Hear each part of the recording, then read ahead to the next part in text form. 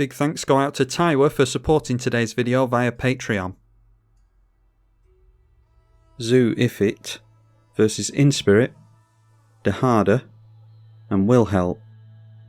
1-lander mulligan into a 3-lander. The hand isn't all that great, but hopefully we'll draw into some better stuff along the way. We are last in the turn order, so again, hopefully our opponents aren't going to be looking at us. Turn 1 Sol Ring for Horde. I tried to play this commander as soon as the set released, but it actually didn't work on Magic Online, so hopefully they've fixed it by now. Struggling on colours, but has plenty of mana thanks to an Ancient Tomb, and Karlach is going to start making multiple combats every turn. But that is legendary, so Price of Flame is going to go straight onto that. We'll be able to surveil some stuff into the graveyard while we do it. Steel Overseer for the artifact player. And we draw into a Troll of Kazakh Doom, which we might Swamp Cycle at some point, although it could be useful against the Planeswalker player. So I might try and play that as a creature. I'm going to destroy the Karlach at the end of the Wilhelt's turn, just in case he decides to deal with it. We'll keep hold of a card in our hand, even though the Surveil helps, if we're able to. Okay, thought we might see an Edict like a Merciless Executioner there, but instead it is the Headless Rider. Makes a bunch of zombie tokens, so Price of Fame goes on to the infamous creature. And then we've got Vile Entomber and Bitter Triumph. I think we kind of need to keep both of those, to be honest, so let's go for the Triumph on top, and then the Entomber we draw into next turn. Not going to see any mana accelerants, unfortunately, for quite a while. And Urborg is going to fix the black mana for everyone, so just missing white, Horde. Trinket Mage is going to tutor out a Sol Ring, most likely. Instead it was Everflowing Chalice, which you can play out for 0 and then start piling counters onto it with the commander. So we knew we were drawing into the Entomber. I kind of want to just get the commander down to see if you're ever going to see this video, because if this commander doesn't work, then obviously I can just quit right now, so bit of a weird reason to play the commander with nothing in the graveyard, but we'll get Summoning Sickness away from it as soon as we can and try and test it out. We can go for the Vile Entomber next turn and throw something in the bin ready to reanimate. Fellstinger can exploit if he wants to. It can sacrifice itself, instead sacrifices the Headless Rider, surprisingly. You can exploit the creature that entered to exploit, so I'd rather have got rid of this personally, although it is a 3/2 Death Toucher. Anyway, goes up to 8 in hand and shows us a zombie token. Manages to make an island. He's got Cabal Coffers as well. This guy had the God Hand apparently, with regards to mana at least, but does not have his white mana for the commander. Horde is a nightmare, so I will start wailing on that guy as soon as we can. Steel Overseer being activated again, so 3 counters on it now. But looks as though this guy's missing red, so got a couple of players that are mana screwed. Still able to cast that Everflowing Chalice with a couple of counters on it though. And we knew we were drawing the Bitter Triumph as well. So let's go Cabal Stronghold, Vile Entomber, a creature into the bin. And let's test if this commander is going to work or not. I think while we've got no shenanigans available to us, I'll just go for the Death Shadow, which is going to be a vanilla 13/13. And let's see if our commander actually works. We can only do this at sorcery speed, so we have to do it right now. And okay, it does work now. They weren't vanilla skeletons at first, so this entered play and then just died immediately because it didn't have that vanilla ability, but that's good that you actually get to see this commander played finally. And we get to hold back a Death Toucher of our own against things like Karlach now as well. And so setting up some Edicts with Rankle could be useful next turn, so that we can... Do we have to land damage with this? Yeah, so we can hit with the Death Shadow and then sacrifice it to this and then just reanimate it straight away. And get the various effects of that. Cabal Coffers over here as well, straight off the top. And so in comes Will Help with a full grip, along with a combo piece in Warren Soul Trader. 3/2 Death Toucher to the right, zombie down the middle, and the Mardu player is bragging that we used removal on his stuff previously, which is, yeah, sounds like a cope to me. Obviously, if this was in play the whole time, it would have been dealing like 10 damage a turn to various opponents, so it was definitely worth taking down. Wilhelm sacrifices the Fellstinger in order to draw a card, and that gives him a Decayed Zombie. Relic of Legends will fix the white mana for Horde, so we can actually get that commander down here. And so down that comes, minus is down, revealing a bunch of cards, and can get treasure with it as well. Shows us a Garner, Boromir, Strip Mine, and Sheoldred. So decides to keep hold of the Sheoldred. The other 3 go down. He gets some treasure for that. And then in comes Negan and chooses us as the opponent. I'm just going to choose the Vile Entomber because I'm hoping that the Death Toucher is going to be an issue. But he did in fact go for our commander. So that goes into the command zone. And 2 more treasure made by Negan. This is why I wanted to keep the Bitter Triumph to go after the Horde directly at some point because it's such an issue to deal with. And that is Ratadrabik, which we really don't want to see. So I might actually swing in towards the Horde to get rid of that. And then point spot removal at Ratadrabik. Still no red mana for the Jeskai player. Instead throws out Patrolling Peacemaker, which is going to be a great means of proliferating. Throws Aethersworn Canonist into play as well. I think we would have had to tap out into a 4 mana Bitter Triumph thanks to the ward on this anyway. But more plus counters going on the artifacts thanks to the Overseer. Well, I'd rather that was Cabal Coffers than Urborg, but it's another land at least. So let's see if he wants to protect his commander or not. He might want to get Negan back into play. But if he blocks, we can blow up the Ratadrabik in response, and then he still loses Negan, so yeah, either way, this is fine. He's going to lose something. And yeah, throws Negan in the way to try and get more activations on it. So I'm going to discard a card, point Ratadrabik, discard the Rune-Scarred Demon, and we've committed a crime, so that is Proliferate, and we'll let the zombie player deal with the Harder. Obviously pay the ward on Ratadrabik as well. And we just have to hope that there's no kind of mass reanimation at this point. So getting rid of more of his legendary creatures, while he's only got 3 cards in hand. Plenty of mana though to carry on being a giant pain for us. Might be worth a swamp cycling with this after all. Although if we top deck into another land, then it would be useful to have this thing available to us. Maybe we can just try Rankle and top deck into some lands. Rise of the Dark Realms, the zombie player gets all the creatures for us. So we're just way too far behind here. Can't tangle against the early fast mana in Soul Rings and Cabal Coffers. So he gets himself a Karlach, which is going to net him an extra combat this turn. Headless Rider's back, the Fellstinger. Garner gives the haste to everything. Boromir, Vile Entomber can entomb something into the bin if he's got more reanimation, likely does in a zombie deck. Rune-Scarred Demon tutors into hand. Ratadrabik will keep all these legends in play for him. Negan, zombie token, and then we saw Warren Soul Trader, the commander, and a zombie token. But that is another crime being committed. Another crime's been committed, so more Proliferate. These things are even bigger now. And the Everflowing Chalice will tap for 4 mana. Fellstinger got rid of a zombie token, so lose 2, draw 2. And the Negan is pointed at the currently Azorius player, and manages to get a 2-for-1 in Trinket Mage and the Steel Overseer. I wonder who chose the Trinket Mage there. Surely that was the In-Spirit player trying his luck. Anyway, a couple of treasure tokens. He can only play artifact spells at this point thanks to the Aethersworn Canonist being in play. A Tutor off the Demon and an Entomb. And the thing is with the Will Help player, I'd personally be taking out the Harder with 2 attacks if I had the choice, but he'll lose a lot of his board when he does that. I think I'd still do it though, because he's still going to be looking commanding against the 2 of us, whereas Dehada can come back out of nowhere. Okay, so Dehada just decides to run away and quit instead, after all that talk. So instead we get an attack that we probably wouldn't have got if our opponent had actually decided to bother playing it out. 3-3, a 3-3 and a 2-2 knocks us down to 32. He entombed a Gravecrawler into play, by the way, ready for comboing off with the Warren Soul Trader, so we might see him just Aristocrats to death next turn anyway, especially once he's just tutored with the Rune-Scarred Demon. That is a Jason, which is from the Fallout set, and an Abattoir Ghoul. Meanwhile, the 3-colour player still hasn't fixed his mana. The Thought Monitor might draw him into the colours he needs. We do get into another land off the top, but this Troll isn't looking as good anymore.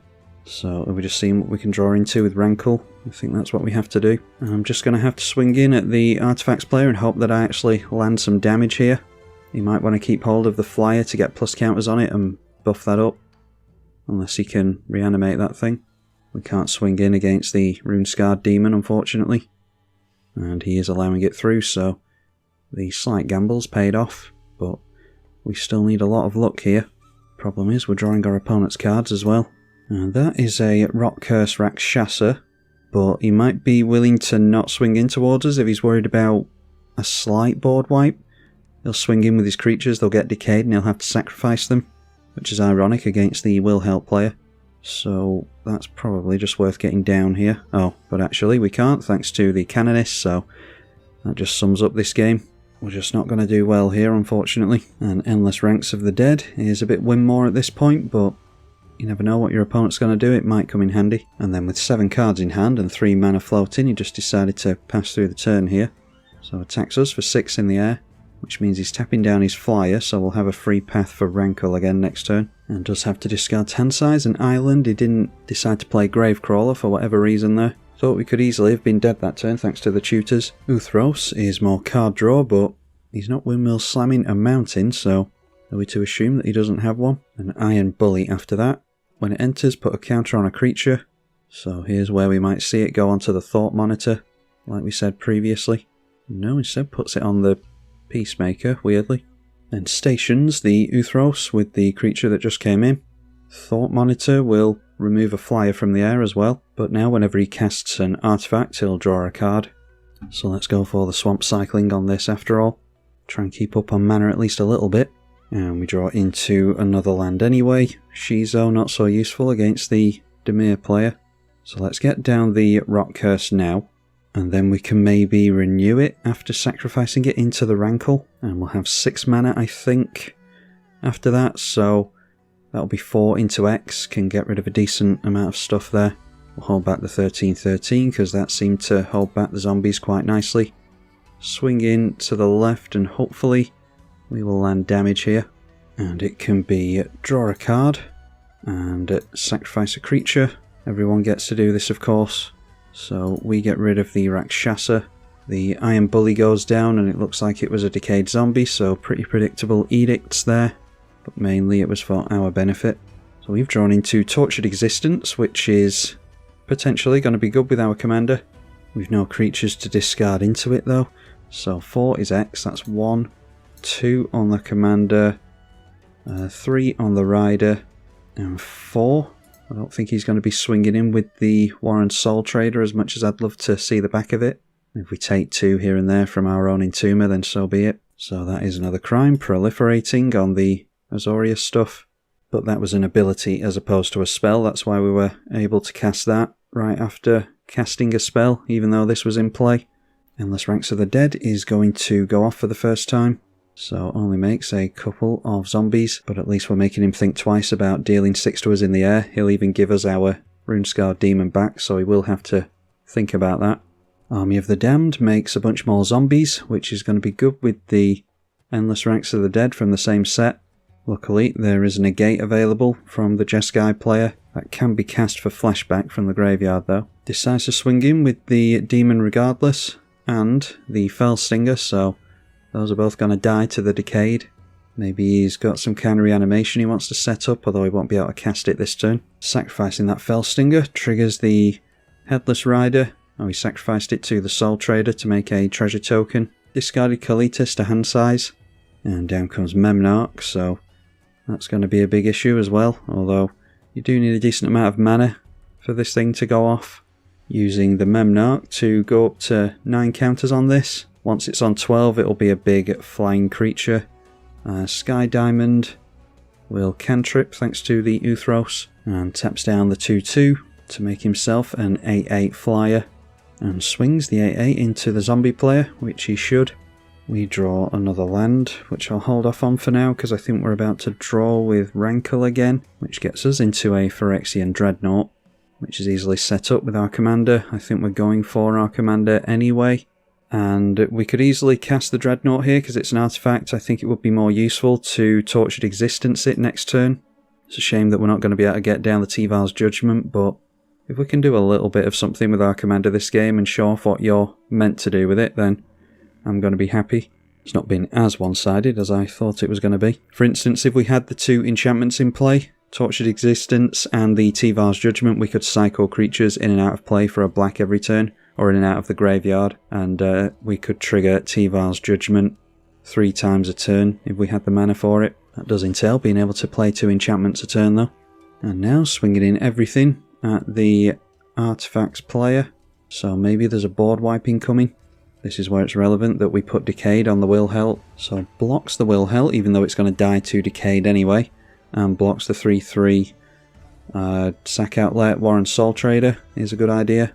Noteworthy that he didn't swing in with the Headless Rider because he wants it to see the board wipe of all the zombies, I imagine. Although he'd leave his commander back if that was the case as well. Anyway, instead of trying to predict plays, let's go for having a look at what our opponent's getting here. Another zombie token. He got more from the Endless Ranks of the Dead, of course.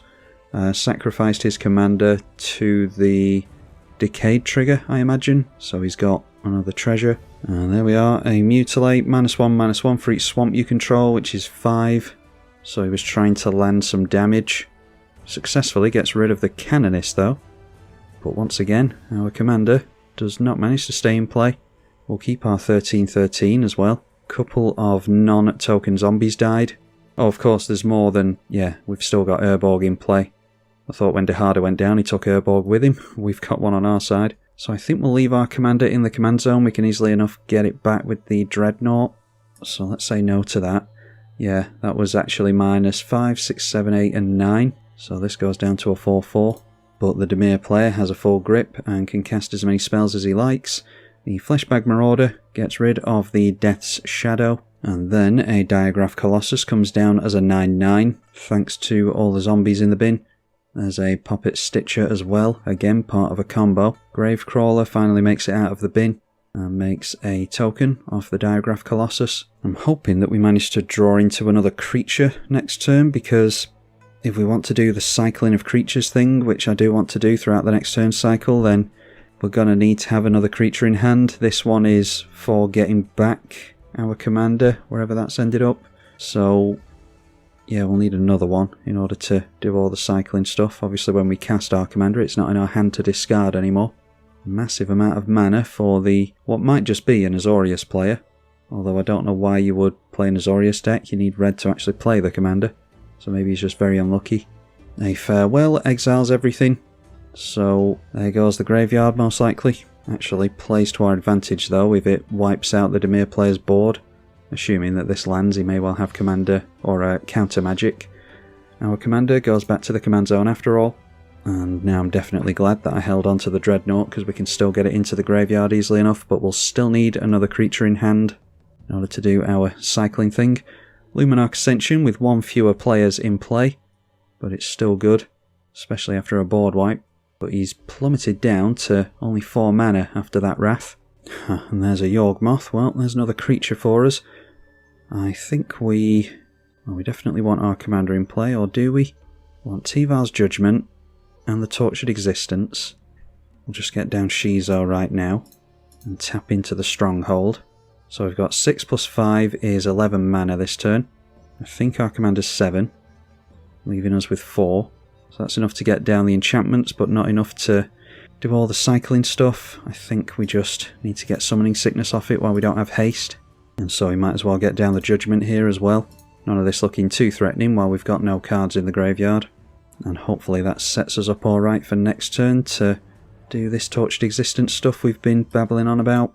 No damage dealt means the first counter goes on the Ascension. This needs 4 counters on it, so he won't have it active by his next turn, although we can activate this at instant speed. And he's against a mono black and a Dimir player, so not as likely that this will go away anytime soon. Will help the Rock Cleaver. Now 4 cards in hand, he holds up 4 mana, or a lot more if he wants to tap into a big black spell with Cabal Coffers. Plays Azorius Chancery, hasn't tapped down a land before bouncing it, so he's missing out on mana. Azorius Chancery bounces Sea of Clouds, and there's a Surge Conductor. Whenever a non-token artifact enters Proliferate, he's only got one thing to proliferate at the moment, and that's just gonna sort itself out really, especially while we are going so slow. But hopefully we'll be able to start doing something about it here. There's a Dark Deal. We've got an opponent with 5 cards in hand, although, yeah, we don't care about that, do we? This just cares about the cards in each individual's hand. Alright, so let's go for the Tortured Existence. And then we have to cast the Phyrexian Dreadnought in order to get a creature into the bin, in order to actually be able to activate the Tortured Existence. Priority has been held up by Will Help, so I wouldn't be surprised if he does something to us here, but Yeah, we'll just sacrifice the Dreadnought to its own ability. And now we can activate the existence, bring back the Dreadnought, discard the Yawgmoth. And when we do that, it triggers the Tival's Judgment. We will draw a card this time. We can only activate these abilities, or trigger these abilities, once each per turn. And there's a swamp, so I might as well just play that for the turn. Activate it again, discarding the Dreadnought to retrieve the Yawgmoth this time. This time we'll just make a treasure token, and then we get a zombie doing it for a third time. So then the question is, do we want to get this down as a vanilla creature and start threatening damage against this guy? The problem is it switches off our little interaction here to draw more cards, so I don't think we can really do that, unfortunately. We're just going to have to pass the turn and maximise the amount we can do with the Judgment. Yeah, we just have to try and get back into this by actually drawing some cards. So the Ascension, going to get another counter, which means at the end of Wilhelt's turn, unless he can deal damage to this guy, he is going to start making angels. And with the land he has in hand, it will be 3 angels per turn cycle. He's making 11 mana, 2 Cabal Coffers now, which is a Consuming Vapours, making him sacrifice the Surge. That's good, so he's going to be able to swing in with his commander. Unfortunately, he's going to get the counter on his turn, so we're still not out of the woods yet. A Gravespawn Sovereign doesn't have the zombies to make use of that, unfortunately. Grey Merchant of Asphodel is going to drain us for 5 each. So we go down to 18, the Azorius player down to 9, and you have to assume Wilhelt is swinging to the right. And at the end step we will do our Tortured Existence thing, drawing us into a swamp, make a zombie, and make a treasure after this as well. Decided on sacrificing Grey Merchant, so we'll assume that that is due for a reanimation later. Okay, and that player just decides to scoop instead of forcing us to deal with him. He was going to get an army of angels that we couldn't get past, so no idea why he scooped there, probably because he's a Magic Online player. Let's go for 3 more activations on this then. At least we're making sack fodder for the Yawgmoth, so we can hopefully deal with some of our opponent's stuff here. But once again, draw into another swamp. We're clearing them off the top at least. And I'm not going to bother cracking the treasure token just to make another treasure token. We'll leave Phyrexian Dreadnought in the bin. That is a Midgar, City of Marco, so we can draw a couple of cards to that. We could sacrifice a treasure to that as well. Just drop the swamp. Not hopeful, we'll draw into Cabal Coffers, so just do this now. Make 8 mana off the Cabal Stronghold. Let's go for the City of Marco. Get rid of a treasure token to that. Draws us into Fell the Profane, which is probably going to be good against this thing. Let's drop Yawgmoth. And that means we can't carry on with the Tortured Existence, Tival's Judgment thing, but I think we'll be going for Dark Deal anyway. While I've got the mana floating, let's just do this thing now. Kill off the Wilhelt, and then we can draw some cards to Yawgmoth and maybe Dark Deal stuff away that we don't like. So swing in with the Druids. If he blocks with one of these, then we can sacrifice another zombie and put the minus counter on that. But he decides to take the damage. He's at 28 thanks to his life gain previously. So let's go for, a life into putting a minus counter on this. Sacrifice a zombie. And we'll draw cards when we do this as well.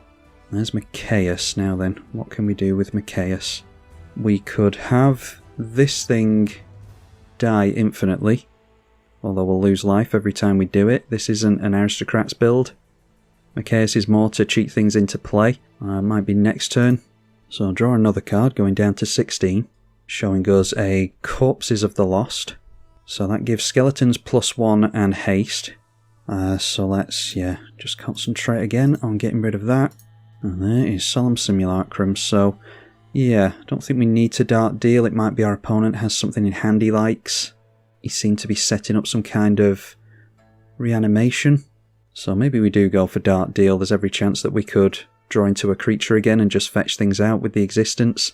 Still holding up priority. And decides to allow it through. He had the Reanimate, so we predicted him well there. Liliana of the Dark Realms as well. He's only got 1 card in hand.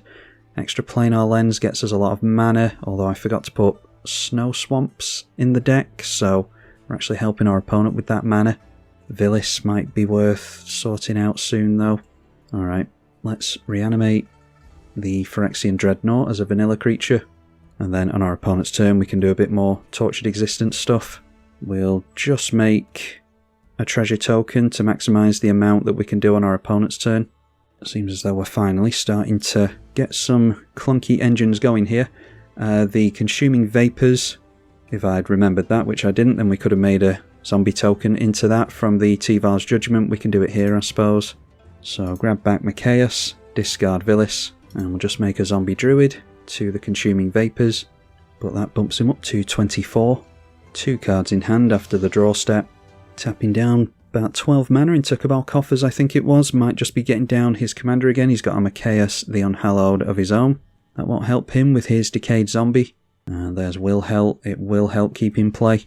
He can't block with his Decayed Zombie, so he'll have to block with something else if he doesn't want to lose half of his life total. Probably blocks with Will Help and brings it back with Undying. So let's go for more cycling and card draw. Okay, a Petria's Seal. We'll untap a legendary creature so we can reanimate more stuff with our commander. Does decide to sacrifice a Decayed Zombie into Will Help. We want Mikaeus in hand by the end of the turn, so the treasure will reanimate itself to the Tival's Judgment. And there's a Crypt Gas. That will only affect our side of the field, so that's good. Get down another basic for that, although this cares about any swamps, not just basics. So I'm just going to do stuff during the first main phase here. Throw down Crypt Gas. The Extort could actually come in handy here, because we're teetering down a little bit and still at the mercy of Grey Merchant. So let's do a cycle to get a token into play. Vilis trades out for Mikaeus, makes a zombie token, and I want to do that to draw a card with Yawgmoth because I want to try and get another creature into hand if we can. So let's put a minus counter on Will Help by sacrificing the zombie druid. 27 creatures in the list, so we should be drawing a fair number of creatures. And there is a Ruthless Technomancer, which makes us a bunch of treasure tokens, which is good with stuff like this. But it's not mana we're really struggling on at the moment, so we've got the other creature that we wanted, so now we can have Mikaeus and Vilis enter play, put Mikaeus back into hand, draw a card with the Tival's Judgment, and now we can cast the Mikaeus. And I'm going to put mana into the Extort as well. Only got one opponent, so it's not quite as good, but still good to make use of it while we've got it. So let's activate and reanimate the Vilis with our commander. That will come down as a vanilla creature. I think I'll go through to combat so that we can more freely use our mana. Make a treasure token finally with the Judgment for this turn. And we can untap with Petria's Seal if we want to. We could hardcast the Technomancer, but again I want creatures in play so that we can, or creatures in hand so that we can have more control over what we cycle in and out of the bin to the existence. So encouraging them to block the 13/13. Does not have trample, it's a vanilla creature. They decide to take it, fair enough. So they go down to 10. Let's put a minus counter on Mikaeus as well. Just in case we start proliferating with Yawgmoth, I'm going to sacrifice the Vilis to that because it will come back in with Undying to Mikaeus, or not. It comes back as a skeleton.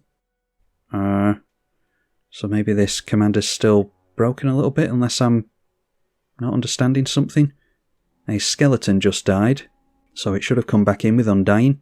Anyway, we drew into Skeleton Crew, and we should have had Vilis in play as well, which would have been good for discarding a load of cards to the Yawgmoth to proliferate this stuff out of the way. Let's just discard extra planar lens and proliferate these minus counters with Yawgmoth. Discard Arcane Signet to that. And then if we kill off the Will Help here, it will come straight back to Mikaeus, so we'll have to discard another couple of cards to that, annoyingly. I was hoping to have Vilis in play here, but obviously I've misunderstood something. Get the Petria's Seal down. I'm actually not going to Extort because I don't know how much mana I need now. We've got another creature available to us, so maybe we do Ruthless Technomancer onto this after all. Untap our commander. Tap down to reanimate the Vilis. And that is a Demon Skeleton. Doesn't have Undying written on it like these other things do though, for some reason. So that kind of switches off the point of the deck. Mikaeus isn't doing what it's supposed to be doing by reanimating this, again, unless I'm missing something. Maybe the fact that this says it's vanilla means it can't have Undying? Maybe it's some kind of layering thing. Anyway, I'm going to go Ruthless Technomancer here. We might as well say yes to the Extort this time. Sacrifice the Dreadnought, which comes back in with Undying. So we'll put that trigger on the stack first. And then before that resolves, we can sacrifice it to the Yawgmoth in order to draw a card and put another minus counter on Machias. And we'll just say no to the Dreadnought trigger and, well, it sacrifices itself. And that gets us into Sol Ring, which I don't think we need anymore. So let's get the Dreadnought back into hand. Our opponent's being really patient here and I appreciate it. He did mention that he's a friend of the channel in the comments of this video, or in the chat I should say, of the game. So I'm very grateful to him for that. We can extort our opponent when we cast the Dreadnought. So this has been really clunky. We might have been able to get our opponent here, I'm not sure. Oh, and I passed through the turn there. Again, I should have been able to kill something off with Yawgmoth. Anyway, it comes back in with Undying. So we're triggering the T-Val again. And Yawgmoth, we just want rid of Machias before Wilhelt comes back in with the Undying. So draw another card. And oh, Wilhelt, of course, was getting +1/+1 from it, wasn't it? So that goes down anyway. But doesn't see the Undying because the Machias had died by the time the Anthem goes away to kill the Wilhelt. Alright, so I've actually totally lost track of how many times we've triggered this thing now, but we've got no creatures available to us anymore anyway. So we'll just pass over to our opponent and see what he's got for us. Hopefully we'll be able to just turn in sideways towards him next turn. I do appreciate his patience. We can always reanimate something. In fact, maybe the Villis we could reanimate with the Technomancer. I'm not sure if we've got enough artifacts for that. Unstoppable Slasher, I'm not all that concerned with. Necro Duality comes down after the Unstoppable Slasher. So he's got no cards in hand and maybe he just scoops here. Don't know if he can afford his commander again. Cabal Coffers is 12 mana. Yep, gets that down again with 3 mana to spare. And he gets 2 Wilhelts. And the Wilhelt died to the legend rules, so he ended up with a decayed zombie from that death trigger. Now then, we'd need to sacrifice 8 artifacts and spend 3 artifact mana. So we need 11 in total, which we could actually afford here. So let's sacrifice Villis, which does not come in with Undying apparently. Minus counter on the Death Toucher. If it can't deal damage, the Death Touch doesn't matter. Draws us into Reanimate. And we'll bring back the Villis at instant speed with all the treasure tokens. So we paid the 3, now we sacrifice 8 treasure. And we'll be able to grab back Villis with the Ruthless Technomancer and all that treasure that he just generated for us. And we'll be able to swing in through the air here as well. Draw a card to the Judgment, which has been the all-star of this game, I think, along with Yawgmoth. Now we draw into Swiftfoot Boots, after needing it all game into our commander. So we'll not waste any more of our opponent's time, because it's taken me quite a while to string together this clunky victory here. He's got 1 card in hand, he might be able to do something, but probably not. Swing in with the 9/9 flyer, and that should be done. And there we are. Massive thank you to friend of the channel, Yogan Hill, for playing that one out. And let me know in the comment section, with Xu-Ifit and Machias, is there some kind of weird layering thing where the reanimated creature can't have Undying? Because if that is the case, then it kind of breaks the deck, as we saw here, because the whole point is to get Machias, sacrifice the vanilla creatures and have them come back in as their regular form, so that we can go on to do crazy stuff. I suppose if we were to give it Undying after it had been reanimated by our commander, then that would work. But the fact that it comes down as a vanilla creature whilst there's already an Anthem in play, maybe that is some kind of layering thing that I don't understand. I never know if it's that or if it's Magic Online being weird because the commander didn't even work at first. So if you're well versed in such things, let me know in the comments section. And also, if you want to see more from it, then you can do the same. Massive thank you to the patrons for their support of the channel financially. I'm tribalkai. Thank you for watching.